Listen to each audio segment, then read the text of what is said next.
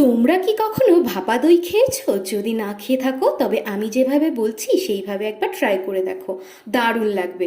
ভাপা দই বানানোর জন্য প্রথমে 1 প্যাকেট দই নিয়ে নেব। তারপর একটা সুতির কাপড়ের মধ্যে দইটা দিয়ে দইয়ের ভেতরে থাকা জলটা সেঁকে নেব। এবারে একটা বাটির মধ্যে জল ঝরানো দইটা নিয়ে নেব, আর ওর মধ্যে দেব কিছুটা চিনি গুঁড়ো আর একটা এলাচ। এবার এই সমস্তটাকে ভালো করে মিশিয়ে নেব, একটা মাটির বাটির মধ্যে নিয়ে নেব। আমাকে একজন দিদিভাই কমেন্ট করেছে, তোমার বাড়িটা কোথায়? আমার বাড়ি ব্যারাকপুরে দিদিভাই। আর একজন বোন কমেন্ট করেছে, কংগ্রাচুলেশন দিদি, 300 কামিং সুন।